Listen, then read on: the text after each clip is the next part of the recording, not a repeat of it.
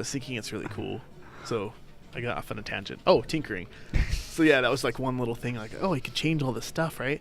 And then I got back into Android. I got a Google Pixel, and then started learning more about Google Home because I never liked the Alexas, and I never liked the what's the other voice assistant? Siri. I used her a lot when the iPhone first introduced her. I use Siri a ton.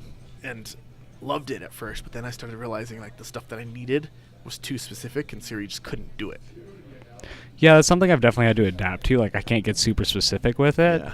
but like, I mainly use it to set alarms and stuff. And that's what I defaulted to, was just doing basic stuff, right? Well, because like the Android assistant, like, you can't tell that thing to do anything. The Android one, no, but the Google one, I can ask it anything, Yeah, like it can like access the functions in the phone. That's cool. and it'll ask me questions based on it too. Like, even like it'll play games with me.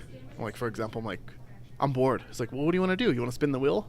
I was like, yeah, spin the wheel. And you'll hear it spin the wheel. He goes, I randomly picked, let's do Mad Libs. Like, it'll do that randomly. But the cool thing, which leads me to my next point, since we're talking about games and stuff like that, Google is announcing their first entry into the gaming world with the, it's called Google Stadia. I don't know if you saw any. It just came out. No, I haven't heard anything about that one yet. Little backstory. There's this conference which I've always wanted to go to, and one of these days we'll go. It's called GDC. It's Game Developers Conference, and all like the big gaming companies, Epic Games, like everybody's going. Google went and they announced their entry into the gaming industry, like they want to get into it, and they introduced their console, quote unquote. It's called Stadia, because they're like, whenever you go see a live game, it's in a stadium. It was football, whatever, soccer. Some esports are getting to that point where you can go into a stadium now too. It's like, so they named their system based off of a stadium, so Stadia.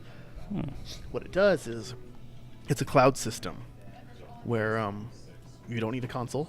You can log in through Google Chrome, because it's all Google. Yeah. Log in through Google Chrome. You can play it on PC. You can play it on a Google Chrome enabled TV, Google Pixel, phone in general. If you have Google Chrome, as long as you have Chrome, you can log into your games and play it on any device. But is it going to be cross-platform? And it's crossplay. That is what I was going to... That was like the very last thing they announced. Like, oh, by the way, it will be crossplay. I was like, holy crap. So there's not very many interesting things as far as games go that were announced for it yet. It's still really new. It's not even out yet. But they announced their own controller. The controller is but it has a Google Assistant on it.